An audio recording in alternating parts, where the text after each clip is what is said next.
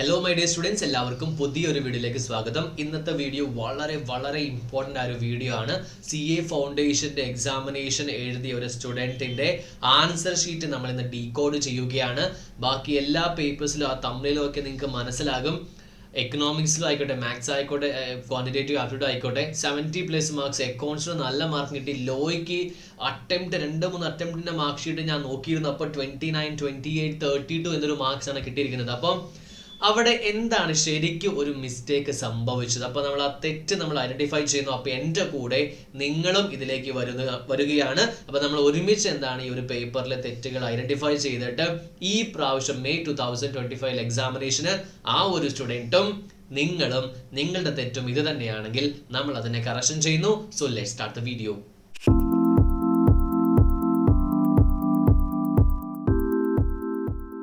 First concept എന്ന് പറയുമ്പോൾ ഇവിടെ നിങ്ങൾ കണ്ടാൽ മനസ്സിലാകും, നിങ്ങൾക്ക് 100-ൽ 32 മാർക്കാണ് കിട്ടിയിരിക്കുന്നത്. ബാക്കി എല്ലാത്തിനും 70+ മാർക്സ് ഉണ്ട്. It is such A great marks. അപ്പോൾ മിസ്റ്റേക്ക് ഒരിക്കലും ആ കുട്ടിക്ക് പഠിക്കാൻ പറ്റാത്തതുകൊണ്ടല്ല. ഇതേ ഒരു കാറ്റഗറിയിലായിരിക്കാം നിങ്ങൾ പെടുക, അല്ലെങ്കിൽ വേറൊരു കാറ്റഗറി ആയിരിക്കാം. എന്തായാലും ഇതിൻ്റെ അനാലിസിസ് നിങ്ങൾക്ക് ഉപകാരപ്പെടുന്നു ഞാൻ വിശ്വസിക്കുന്നു. ഓക്കെ, അപ്പോൾ ഡയറക്റ്റായിട്ട് വേറെ ഞാൻ നോക്കുന്നില്ല, ജസ്റ്റ് നമ്മൾ നോക്കുന്നു, പേപ്പറിലേക്ക് നോക്കുന്നു.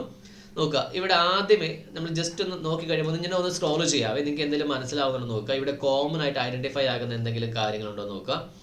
വേണ്ട, ഇപ്പോൾ ജസ്റ്റ് ഒന്ന് സ്ക്രോൾ ചെയ്യുമ്പോൾ നമുക്ക് ആദ്യമേ മനസ്സിലാകുന്നതെന്ന് പറഞ്ഞിട്ടുണ്ടെങ്കിൽ ഫസ്റ്റ് കോൺസെപ്റ്റ് നമ്മൾ നോക്കുന്നത് ഹാൻഡ് റൈറ്റിംഗ് ആണ് അല്ലേ. ഇവിടെ ഹാൻഡ് റൈറ്റിംഗ് എന്ന് പറയുമ്പോൾ സാറേ എൻ്റെ ഇതിൻ്റെ മോശമായ ഹാൻഡ് റൈറ്റിംഗ് ആണ്, അതിൽ പ്രശ്നമൊന്നും തന്നെ ഇല്ല. ഹാൻഡ് റൈറ്റിംഗ് എന്ന് പറഞ്ഞാൽ അപ്പോൾ I am not asking to change the handwriting. Change ചെയ്യേണ്ട ആവശ്യമില്ല, കാരണം അതിനുവേണ്ടി സെപ്പറേറ്റ് മെനക്കാറുണ്ട്. But improve. എങ്ങനെ? നിങ്ങൾ ഹാൻഡ് റൈറ്റിംഗ് ഒന്ന് ഒതുക്കത്തിൽ എഴുതിയത് സംഭവം നിങ്ങൾക്ക് മനസ്സിലാകും. ഈ എൻറ്റയർലി പേപ്പറിലുള്ള ഫസ്റ്റ് പ്രശ്നമാണ് ഹാൻഡ് റൈറ്റിംഗ് എങ്ങനെ ഇത് മെൻഷൻ ചെയ്ത് ചുമ്മാ വലിച്ചു പാരി എന്താണ്. അതായത് ഒരു വായിക്കുന്ന ഒരാൾക്ക് മനസ്സിലാക്കണം, അതായത് ഭയങ്കര ഒരു സമയം എടുത്തിട്ടാണ് ഇവിടുന്ന് വായിക്കുന്നത്. അപ്പോൾ അതൊന്ന് ഇമ്പ്രൂവ് ചെയ്യാൻ വേണ്ടി എന്താണ് നമ്മൾ ശ്രമിക്കണം. രണ്ടാമതൊരു പേപ്പർ നമ്മൾ എഴുതുന്നില്ലെങ്കിൽ ബ്ലാങ്ക് ആയിട്ട് വിടുന്നുണ്ടെങ്കിൽ നമ്മൾ ജസ്റ്റ് നിങ്ങൾ വരച്ചാൽ അപ്പോൾ പിന്നെ ആ ഒരു പേജിൽ ഒന്നുമില്ല നമുക്ക് മനസ്സിലാകും. ഒരു പക്ഷെ വിട്ടുപോയതാണെങ്കിലും പിന്നീട് എഴുതാൻ വെച്ചതാണെങ്കിലും ഇപ്പോൾ ബാക്കിയുള്ളൊരു സംഭവമാണെങ്കിൽ ഇങ്ങനെ നമ്മളൊന്ന് വരയ്ക്കുന്നത് നല്ലത് തന്നെയാണ്. It's A good method of presentation ആണ്. ഓക്കെ, അതൊരു ഞാൻ കണ്ടപ്പോൾ ഒന്ന് പറഞ്ഞതാണ്. രണ്ടാമത്തത് നിങ്ങൾ കാണാൻ പറ്റും, ഇവിടെ ഓവർ റൈറ്റിംഗ് നല്ലപോലെ നടന്നിട്ടുണ്ട് കേട്ടോ. ഇവിടെ ഞാൻ ജസ്റ്റ് കാണിക്കുകയാണെങ്കിൽ എല്ലാത്തിൻ്റെ മുകളിലായിട്ട് കുറച്ച് കാര്യങ്ങളുണ്ട്. പിന്നെ എന്താണ് ഈ വെട്ടലെന്ന് പറഞ്ഞിട്ടുണ്ടെങ്കിൽ ഭയങ്കര വെട്ടലാണ് കേട്ടോ. ഇവിടെയൊക്കെ ഇതിപ്പോൾ എന്താണ്, ഇത് ഇമ്പോർട്ടൻ്റ് ആണോ അല്ലെങ്കിൽ ഇമ്പോർട്ടൻ്റ് അല്ലയോ, ഇത് നമ്മൾ ഒരിക്കലും വെട്ടുമുണ്ടല്ലോ. ഫോർ എക്സാമ്പിൾ ഇപ്പം ഞാൻ എഴുതുകയാണ് കമ്പനി എന്ന് ഞാൻ എഴുതിയെന്ന് വെച്ചോ, ഞാൻ എഴുതി. ഓക്കെ, അപ്പോൾ ശരിക്കും പറഞ്ഞാൽ ഇത് കമ്പനി അല്ല, പാർട്ട്ണർഷിപ്പാന്ന് വെച്ചോ ആൻസർ. ഓക്കെ, പാർട്ട്ണർഷിപ്പ് മീൻസ് ഇവിടെ എഴുതേണ്ട വേർഡ് പാർട്ട്ണർഷിപ്പാണ്. അപ്പോൾ എനിക്ക് കമ്പനീനെ വെട്ടണം. എങ്ങനെ എഴുതേണ്ടത്? This is. ഇപ്പോൾ രണ്ട് കാര്യമുണ്ട്. ഒന്ന്, പേപ്പറിൻ്റെ നീറ്റ്നെസ് ഭയങ്കര നല്ലതായിരിക്കും. സാറേ ഇതൊക്കെ നോക്കാൻ നമുക്ക് സമയം കിട്ടുമോ? ഇതൊക്കെ നോക്കിയിട്ട് നമ്മൾ എഴുതിയില്ലെങ്കിൽ, ഇതൊക്കെ നോക്കാതെ നമ്മൾ എഴുതെങ്കിൽ ഉറപ്പായിട്ട് നമുക്ക് മാർക്ക് കിട്ടത്തില്ല. കാരണം ചുമ്മാ എന്തെങ്കിലും എഴുതി വെക്കാതെ കുറേ എഴുതാതെ എഴുതുന്നത് വളരെ മനോഹരമായിട്ട് എഴുതുന്നതാണ് എപ്പോഴും നല്ലത്. അതുകൊണ്ട് തന്നെ ഒരു പക്ഷേ ശരിക്കുള്ള ആൻസർ കമ്പനി തന്നെയായിരുന്നു. നിങ്ങൾ തെറ്റുത്തരവാണ് പാർട്ട്ണർഷിപ്പ് എഴുതിയെങ്കിലോ ഒരു പക്ഷേ എന്നെ പോലെ നല്ലൊരാളാണെങ്കിൽ എന്ത് ചെയ്യും? പാപം ഈ പയ്യൻ ആദ്യമേ കമ്പനിയിൽ നിന്ന് എഴുതിയിട്ട് പിന്നെ തെറ്റിച്ചിട്ട് പാർട്ട്ണർഷിപ്പ് എഴുതിയതാ, മാർക്ക് കൊടുത്തേക്കാം. അപ്പോൾ അവരുടെ എന്താണ് പേഴ്സണൽ മെൻറ്റാലിറ്റി അവിടെ വരും. കാരണം നമ്മൾ എഴുതിക്കൊണ്ട് മാത്രം നമ്മളെ എഴുത്ത് മാത്രമല്ല നമ്മളുടെ മാർക്സിന് കാരണം. മാക്രോ സിറ്റുവേഷൻസ് ഒരുപാടുണ്ടാവും. ഇപ്പോൾ രാവിലെ എന്താണ് അദ്ദേഹം ഭാര്യയായിട്ട് ഒച്ചപ്പാടുണ്ടാക്കിയിട്ട് വരുന്നെങ്കിൽ നമ്മുടെ ആൻസർ ഷീറ്റ് കാണുമ്പോൾ ഇവൻ എന്തൊട്ടാണ് എഴുതി വെച്ചിരിക്കുന്നേ. ഞാൻ പറഞ്ഞത് നടക്കുമെന്നല്ല ഞാൻ പറയുന്നത്, ബട്ട് അവിടെ ഒരു ചാൻസ് കൊടുക്കണ്ടല്ലോ. അവിടെ നമ്മളൊരു ലൂപ്പ് പോലെ നമ്മൾ തന്നെ കൊടുക്കേണ്ട ആവശ്യം തന്നെയല്ല. ഇങ്ങനെയൊന്നും നടക്കുമെന്ന് ഞാൻ പറയുന്നൊന്നുമില്ല. But I am seeing valuation ചെയ്തത് മനുഷ്യനാണ്. മനുഷ്യന്റെ വികാരം അവിടെ ഇമ്പോർട്ടൻ്റ് ആണ്. അപ്പോൾ അവൻ ആൻസർ ഷീറ്റ് വായിക്കുമ്പോൾ അതുകൊണ്ട് നമ്മൾ first impression is the best impression എന്നൊക്കെ പറയുന്നത് കാരണം എന്തുകൊണ്ടാണ്? അത് വാല്യൂ ചെയ്യുന്ന ഒരു മനുഷ്യനായതുകൊണ്ട് അവന് നല്ലൊരു ഇംപ്രഷൻ കിട്ടിയാൽ C will give good marks. ആ ഒരു കൺസെപ്റ്റ് ആണ് നമ്മൾ യൂസ് ചെയ്യുന്നത്. ഓക്കെ, അപ്പോൾ ഇങ്ങനെ എഴുതി കഴിയുമ്പോൾ ഒന്ന് നീറ്റ്നെസ് ആണ്, രണ്ടാമത്തത് നല്ലൊരു മനുഷ്യനുണ്ടെങ്കിൽ തെറ്റായി പിന്നെ ശരിയായത് പിന്നെ തെറ്റുത്തരം എഴുതുമ്പോൾ കമ്പനിയിൽ നിന്ന് എഴുതിയെന്ന് കാണണം. പക്ഷെ വെട്ടുകയും വേണം. ക്ലിയർ ആണോ? പക്ഷെ പെൻസിൽ കൊണ്ട് വെട്ടരുത്, കാരണം പെൻസിൽ വാലിഡ് ആയിരിക്കില്ല. നിങ്ങൾ പേന കൊണ്ട് തന്നെ വെട്ടുക, ഒറ്റ വെട്ടിൽ വെട്ടിയാൽ മതി. അല്ലാതെ ഇങ്ങനെ കാണുമ്പോണ്ടല്ലോ ഇവിടെ ആൻസർ ഷീറ്റ് നോക്കി നിങ്ങൾക്ക് മനസ്സിലാവും. ഇവിടെ ഇപ്പോൾ ഹൈലൈറ്റ് ആയിട്ട് കാണുന്നത് എന്താണ് നോക്കുകയാണെങ്കിൽ ഇവിടെ ഈ കറുത്ത പാടുകളാണ്.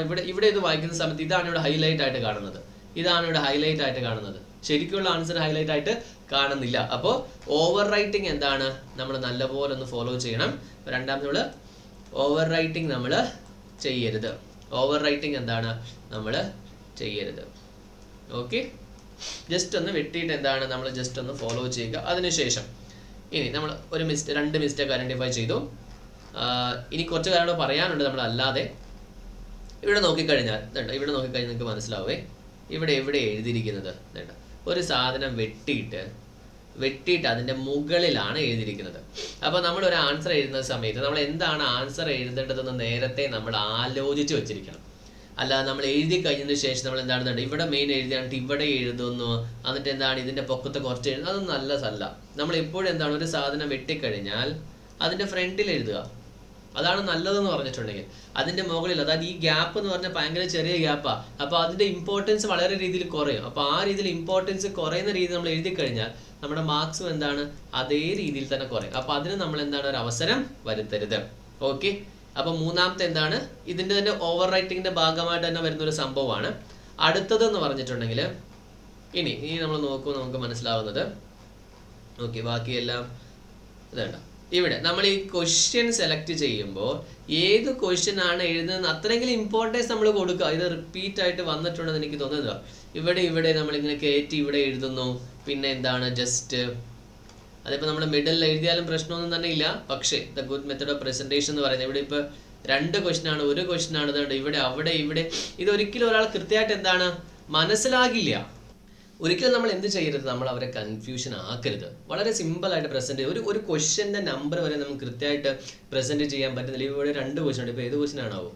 അപ്പോൾ നമ്മൾ ഇവിടെ നോക്കുന്നു, അപ്പോൾ ഇവിടെ നോക്കിയിട്ട് ഒരു ആൻസർ പറയും. അപ്പോൾ ഒരിക്കലും നിങ്ങൾ എന്ത് ചെയ്യരുത്, അങ്ങനെ ചെയ്യരുത്. അപ്പോൾ ഇവിടെ നമ്മൾ ക്ലാസ് എടുക്കുമ്പോൾ പറയാനുണ്ട്, നിങ്ങളുടെ ബുക്കിൽ എത്ര റൗണ്ട് കൂടിയോ അത്രയും നിങ്ങൾക്ക് മാർക്ക് കുറയും. ഫോർ എക്സാമ്പിൾ ഇവിടെ ഇതൊക്കെ റൗണ്ടാണ്, ഇങ്ങനെ റൗണ്ട് ഇടുവർ. എത്ര റൗണ്ട് വന്നോ അത്രയും റൗണ്ട് നമ്മുടെ മാർക്ക് കുറയും. അപ്പോൾ റൗണ്ട് നമ്മൾ കുറയ്ക്കുക. ഓക്കെ, ക്ലിയർ ആണ്. അപ്പോൾ നമ്മൾ അതൊരെണ്ണം പറഞ്ഞു. നമ്മളെങ്ങനെയാ ക്വസ്റ്റ്യൻ നമ്പറിനെ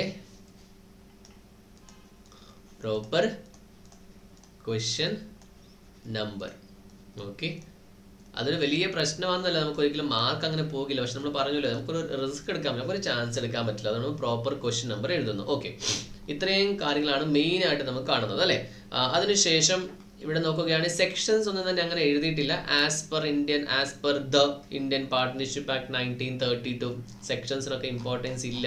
അപ്പോൾ ഒരു പോയിന്റോടെ ആഡ് ചെയ്യുവാണെങ്കിൽ മാക്സിമം നമുക്ക് എന്താണ് ഒരു സെക്ഷൻസും കൂടെ ആഡ് ചെയ്യാൻ വേണ്ടി ശ്രമിക്കുക. കാരണം എന്താണ്, ഈ ഒരു സ്റ്റുഡൻറ്റിനെ വെച്ച് നോക്കുന്ന സമയത്ത് ബാക്കിയില്ലാത്ത നല്ല മാർക്സ് ഉള്ളതുകൊണ്ട് സെക്ഷൻസ് പഠിക്കുക എന്ന് പറയുന്നത് വലിയൊരു ടാസ്ക് അല്ല. അപ്പോൾ ഓർത്ത് വെക്കുക, സെക്ഷൻസിന് ഇമ്പോർട്ടൻസ് കൊടുക്കുക. അതിനുശേഷം ഇതിൻ്റെ അറേഞ്ച്മെൻ്റ് ആണ്. ഇപ്പോൾ അറേഞ്ച്മെൻറ്റിൽ ഓരോ സ്റ്റാർട്ടിങ് നമ്മൾ തുടങ്ങുമ്പോൾ സ്റ്റാർട്ടിങ് എപ്പോഴും ക്യാപിറ്റൽ തുടങ്ങുക, അതായത് ബേസിക് കാര്യങ്ങളാണ്. പിന്നെ എന്താണ്, ഈ 2 സ്റ്റേറ്റ്മെൻറ്റ് തമ്മിൽ എന്ത് ചെയ്യുക, ഒരു ഗ്യാപ്പ് വിടുക. ഇപ്പോൾ നമ്മൾ നോർമലി എങ്ങനെയാണ് ഒരു application type of question present ചെയ്യുന്നത്, നമ്മൾ ആദ്യമേ നമ്മൾ പ്രൊവിഷൻ എഴുതും. പ്രൊവിഷൻ നിങ്ങൾ എഴുതണം കേട്ടോ, അത് നല്ലൊരു മെത്തേഡ് ഓഫ് പ്രസൻറ്റേഷനാണ്. നമ്മളിപ്പോൾ ഫസ്റ്റ് പാരഗ്രാഫ് എപ്പോഴും പ്രൊവിഷൻ ആണെന്ന് അവർ ഊഹിച്ചെടുക്കുന്നവർ. ഇപ്പോൾ പ്രൊവിഷൻ എഴുതിയിട്ട് നിങ്ങൾ എന്ത് ചെയ്യുക, ആസ് പെർ ദ പ്രൊവിഷൻ എഴുതുക. അതിനുശേഷം ഫാക്ട്സ് എഴുതുക, അല്ലെങ്കിൽ ഇഷ്യൂ എഴുതുക, എന്ത് വേണമെങ്കിലും എഴുതുക. ഫാക്ട്സ് എന്ന് എഴുതിയിട്ട് ആ ക്വസ്റ്റ്യൻ്റെ എന്താണ് സമ്മറി എഴുതുക. നമ്മൾ എങ്ങനെയാണ് പ്രസൻറ്റ് ചെയ്യുന്നത് ആളുടെ ഒരു വീഡിയോ ചെയ്തിട്ടുണ്ട്, അപ്പോൾ നിങ്ങൾക്ക് അത് വേണമെങ്കിൽ റെഫർ ചെയ്യാം. അതിനുശേഷം നമ്മൾ കൺക്ലൂഷൻ എഴുതുക. അതിപ്പോൾ മൾട്ടിപ്പിൾ ക്വസ്റ്റ്യൻ വന്നാൽ എങ്ങനെ നമ്മൾ എഴുതണം, അപ്പോൾ കൺക്ലൂഷൻ എഴുതുക. ഓക്കെ, അപ്പോൾ ഈ പ്രൊവിഷനും കൺക്ലൂഷനും തമ്മിൽ നല്ല ബന്ധം ഉണ്ടായിരിക്കണം. ഇങ്ങനെ എഴുതിയിട്ട് നിങ്ങൾ എന്ത് ചെയ്യുക, ഇപ്പോൾ ഫോർ എക്സാമ്പിൾ പറയുകയാണെങ്കിൽ ഇൻ ദിസ് കേസ്, അപ്പോൾ നമ്മൾ എന്താണ് ഇവിടെ ഫാക്ട്സ് എന്ന് എഴുതുക. അതിനുശേഷമാണ് ഇത് എഴുതുന്നതെങ്കിൽ ഒരു ലൈൻ വിടുക. It's A good method of presentation എന്ന് പറഞ്ഞാൽ. പിന്നെ തുടങ്ങിയതൊക്കെ കുഴപ്പമില്ല, ഈ ഒരു ഗ്യാപ്പ് വിടുന്നതൊക്കെ നല്ല സംഭവമാണ്. നമ്മൾ എന്താണ് ഇവിടെ തുടങ്ങുന്നതിനേക്കാൾ നല്ലത് ഈ ഒരു ഗ്യാപ്പ് വിടുന്ന തന്നെയാണ്. പക്ഷെ അത് ഇംപ്ലൈഡ് ആണ്, പക്ഷെ എങ്കിൽ പോലും നമ്മൾ എന്താണ് നല്ലൊരു മെത്തേഡ് ഓഫ് പ്രസൻറ്റേഷൻ ചെയ്യുക. So 5th one, it is method of presentation. Method of presentation നല്ലപോലെ ചെയ്യുക. അപ്പോൾ നമുക്ക് കിട്ടിക്കഴിഞ്ഞാൽ നമുക്കൊരു ഹയസ്റ്റ് മാർക്ക് കിട്ടിയ ഒരാളുടെ ആൻസർ ഷീറ്റ് നമുക്ക് ഇങ്ങനെ ഇവാലുവേറ്റ് ചെയ്യാം, നമുക്കൊന്ന് ഡീകോഡ് ചെയ്യാം. അപ്പോൾ ഇതാണ് ഇതിനകത്ത് മെയിൻ കോൺസെപ്റ്റ് എന്ന് പറഞ്ഞിട്ടുണ്ടെങ്കിൽ, എന്ന് വെച്ചാൽ ഇങ്ങനെ ഒരു വര ഇടുക. കൺഫ്യൂഷൻ ആക്കല്ലേ വരെ നമ്മൾ ഒരിക്കലും. പിന്നീട് മുന്നോട്ട് പോകുന്ന സമയത്ത് നിങ്ങൾക്ക് കാണുമല്ലോ മാർക്കൊക്കെ, അരമാർക്കും കാര്യങ്ങളൊക്കെ നിങ്ങൾക്ക് കിട്ടും. Okay, clear. ക്വസ്റ്റ്യനൊക്കെ ഇവിടെ ഇതേപോലെ മിസ്റ്റേക്ക് പിന്നെയും റിപ്പീറ്റ് ചെയ്തിട്ടുണ്ട്. കണ്ടോ ഈ വെട്ടൽ കണ്ടിട്ടുണ്ടെങ്കിൽ അണ്ടർലൈൻ ഇടുമ്പോൾ ശ്രദ്ധിക്കേണ്ട ഒരു കാര്യം, ഇപ്പം ഞാൻ ഇവിടെ ഇങ്ങനെ എഴുതുവാന്ന് വെച്ചോ, ഇപ്പോൾ അണ്ടർലൈൻ എങ്ങനെ ഇടണ്ടേ, വലിച്ച് നിങ്ങളുടെ സ്കെയിലൊക്കെ നിങ്ങളുടെ അടുത്ത് ഉണ്ടാവൂലേ, ഇപ്പോൾ as per companies act. Sir ഇതൊക്കെ നോക്കി എഴുതാൻ പറ്റുമോ? ഞാൻ പറഞ്ഞില്ലേ, നമ്മൾ കുറേ എഴുതിയിട്ട് കാര്യമില്ല, നമ്മൾ എഴുതുന്നത് വളരെ മനോഹരമായിട്ട് എഴുതിയിട്ടേ കാര്യമുള്ളൂ. അപ്പം നമ്മൾ എന്താണ്, ഞാൻ അണ്ടർലൈൻ ചെയ്യാന്ന് വെച്ചോ, ഞാൻ ഒരേ പേരെ തന്നെ അണ്ടർലൈൻ ചെയ്യുന്നത്. ഇപ്പം ഞാൻ ഇവിടെ നോക്കാം അണ്ടർലൈൻ എങ്ങനെയാണ് ചെയ്യുന്നത്, ഇവിടെ ഇങ്ങനെ അണ്ടർലൈൻ ചെയ്യുന്നു. ഓക്കെ, ഒരു സ്കെയിൽ വെച്ചിട്ട് അണ്ടർലൈൻ അങ്ങോട്ട് ചെയ്യുക, അല്ല വലിച്ച് വാരിക അവിടെ ഇങ്ങനെ. അത് ചിലപ്പോൾ വെട്ടുമ്പോണ്ടല്ലോ നമ്മൾ ഇതിൻ്റെ മുകളിൽ കൂടെ അങ്ങോട്ട് വെട്ടിപ്പോവും. ഇവിടെ നോക്കി നിങ്ങൾക്ക് മനസ്സിലാവും ചെറിയ രീതിയിൽ എന്താണ് ഈ വെട്ടലും കാര്യങ്ങളൊക്കെ അടുത്തതിൻ്റെ പകുതി വരെ വെട്ടൽ വന്നിട്ടുണ്ട്. അപ്പോൾ അങ്ങനെ വെട്ടൽ ഒരിക്കലും നമ്മൾ യൂസ് ചെയ്യരുത്. ഒന്ന് മെനക്കേട്. ഞാൻ പറഞ്ഞില്ല, ഒരുപാട് നമ്മൾ ആൻസർ എഴുതിയിട്ട് എല്ലാം ഞാൻ അറ്റംപ്റ്റ് ചെയ്തിട്ടുണ്ട് സാർ, എല്ലാം ഞാൻ നല്ലപോലെ എഴുതിയിട്ടുണ്ട്. അപ്പോൾ ഈ ഒരു സ്റ്റുഡൻറ്റ് ആ ഒരു കാറ്റഗറിയിലായിരിക്കും സാർ ഞാൻ എല്ലാം എഴുതിയിട്ടുണ്ട്, ഒന്നും തെറ്റില്ല. മാർക്ക് വരുമ്പോൾ 42, 43 അതന്നെ. അങ്ങനെ നമ്മൾ എഴുതുന്നത് വളരെ നല്ലപോലെ അറേഞ്ച് ചെയ്തിട്ട് വളരെ ഭംഗിയായിട്ട് നമ്മൾ എന്താണ് എഴുതി വെക്കേണ്ടത് വളരെ ഇമ്പോർട്ടൻ്റ് ആയിട്ടുള്ള ഒരു ഫാക്ടറാണ്. ഇത്രയും കാര്യമാണ് മെയിനായിട്ട് ഇവിടെ കാണാൻ സാധിക്കുക. പിന്നെ ഇതൊക്കെ നമ്മൾ അൺനെസസറി ഗ്യാപ്പ് ഇടുന്നതാണ്. പിന്നെ ഗ്യാപ്പ് ഇട്ട് അപ്പം തന്നെ വെട്ടിക്കോ, നല്ലൊരു മെത്തഡ് ഓഫ് പ്രസൻറ്റേഷൻ ആണ്. ഓക്കെ, ഇതൊക്കെ ഓക്കെ, ഷുവർ. ജസ്റ്റ് ഞാൻ കാണിക്കാം, ജസ്റ്റ് നോക്കുക. പിന്നെ ഒരു കാര്യം കൂടെ, നിങ്ങൾ ഈ സബ് പോയിന്റ്സ് എഴുതുമ്പോഴേ ഈ സ്റ്റാറും കാര്യങ്ങളൊന്നും വേണ്ട. ഈ സംഭവം അത് നല്ല പ്രസൻറ്റേഷൻ അല്ല. നിങ്ങൾ മാക്സിമം ഇപ്പം ക്വസ്റ്റ്യൻ നമ്പർ A ആണെങ്കിൽ നിങ്ങൾക്ക് നോർമൽ ചെറിയ റോമൻ ലെറ്റർ യൂസ് ചെയ്യാം, അതാണ് ഏറ്റവും നല്ലത്. അപ്പോൾ അവർക്ക് കാൽക്കുലേഷൻ ചെയ്യാൻ പറ്റും. ഇനി അവരെ വരയണം 1, 2, 3, 4, 5. അപ്പോൾ എണ്ണുമ്പോൾ കുറഞ്ഞു പോയാൽ ഒരു പോയിന്റ് മാർക്ക് പോകും, കൂടി പോകാൻ സാധ്യത കുറവാണ്. അതുകൊണ്ട് തന്നെ 1, 2, 3, 4, 5 ABC എഴുതിയേക്കാൾ നല്ലത് 1, 2, 3, 4, 5 എഴുതുന്നതാണ്. കാരണം ABC എഴുതിയാൽ 5 EF എന്ന് പറയുമ്പോൾ ആരോ it will take some time, right? So അവർക്ക് നല്ല രീതിയിൽ, അവർക്ക് ഒരു രീതിയിലും പ്രശ്നമാകാതെ എൻ്റെ പേപ്പർ അവരുടെ മുമ്പിൽ കിട്ടിയാൽ അത് വാല്യുവേഷൻ ചെയ്ത് കഴിയുന്നത് വരെയും അവരറിയരുത്. അത്ര സ്മൂത്ത് ആയിരിക്കണം. അങ്ങനെ വേണം നമ്മൾ പ്രസൻറ്റേഷൻ ചെയ്യാൻ വേണ്ടി. ആൻഡ് ഇതൊക്കെ ഒരിക്കലും നമുക്ക് അക്സെപ്റ്റ് ചെയ്യാൻ പറ്റില്ല ഇങ്ങനെ ആക്കുന്നത്. ഓക്കെ, ഇപ്പോഴെന്താണ് വളരെ പ്രോപ്പറായിട്ട് വേണം ചെയ്യാൻ വേണ്ടി. അപ്പോൾ ഈ ഒരു സംഭവം വേണ്ട. ഓക്കെ, ആദ്യമേ ആലോചിച്ചിട്ട് എഴുതിയാൽ മതി. ഇതൊക്കെ നമ്മൾ എന്താണ് ഇങ്ങനെ വേണ്ട. ക്വസ്റ്റ്യൻ നമ്പർ 6 എന്തിനാ ക്വസ്റ്റ്യൻ നമ്പർ 6 എന്ന് എഴുതിയിട്ട് വെറുതെ വിടുന്നത്? അതിനൊക്കെ നല്ലത് ഇതൊക്കെ ഉണ്ടോ ഈ ഒന്നും കൃത്യമായിട്ട് എന്താണ് ഒന്ന് സ്കെയിലൊക്കെ യൂസ് ചെയ്യുക. സ്കെയിലൊക്കെ നമ്മുടെ അടുത്ത് ഉണ്ടല്ലോ, ഒന്ന് നല്ലപോലെ ചെയ്യുക. ഓക്കെ, പിന്നെ ഇവിടെ മാക്സിമം നമ്മൾ നമ്പർ ഇടുക. 1 ഇത് അകത്ത് നമ്പർ ഇടണേ. 1, 2, 3 ബേസിസ്. ഇൻഡെമിനിറ്റി, ഗ്യാരണ്ടിയുടെ സ്പെല്ലിംഗ് പോലും നമുക്ക് വളരെ കൃത്യമായിട്ട് എഴുതാൻ പറ്റിയിട്ടില്ല. ഇവർക്ക് ഇതൊക്കെ ഒരു മാർക്ക് ചെയ്യുന്നൊരു സംഭവമാണ്. ഗ്രാമാറ്റിക്കൽ ചില എറേഴ്സ് വരും. ഓക്കെ, ക്ലിയർ ആണോ? ഇതൊക്കെ എന്താണ് യൂസ് ചെയ്തിരിക്കുന്നതെന്ന് വായിക്കാൻ പോലും പറ്റുന്നില്ല. ദിസ് വൺ ഓക്കെ, എന്തായാലും മാർക്ക് കിട്ടിയിട്ടുണ്ട്. നോക്കി, അപ്പോൾ നമ്മൾ നല്ലപോലെ എഴുതുവാണെങ്കിൽ നമുക്ക് നല്ല മാർക്ക് കിട്ടത്തില്ലേ? ഇത് ക്വസ്റ്റ്യൻ അകത്താണോ പുറത്താണോ എന്ന് ആദ്യം നമ്മളൊന്ന് ആലോചിച്ചിട്ട് വേണം എഴുതാൻ വേണ്ടി.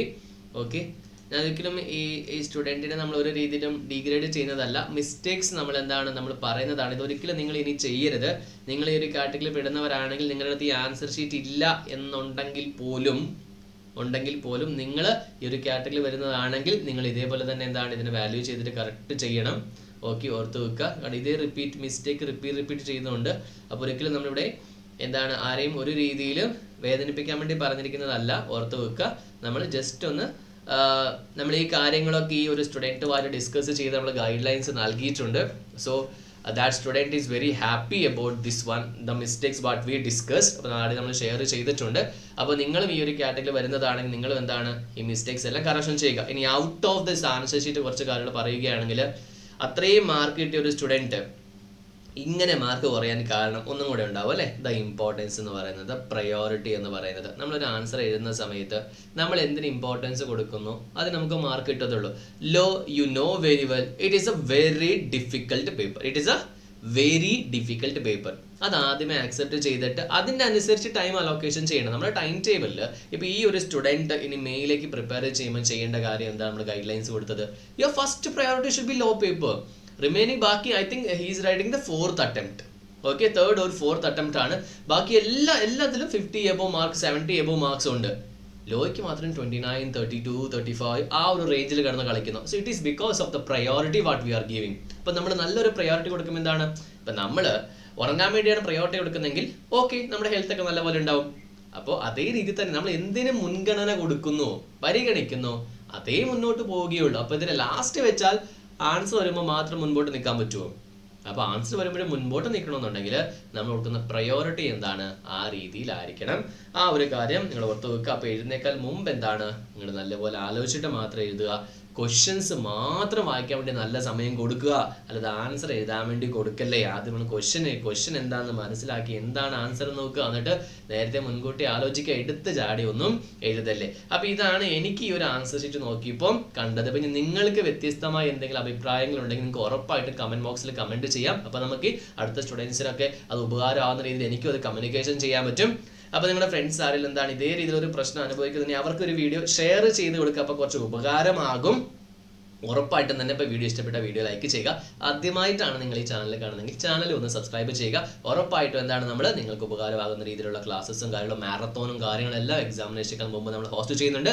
അപ്പോൾ അടുത്ത വീഡിയോ കാണുന്നവരെ ഓൾ ദി വെരി ബെസ്റ്റ്.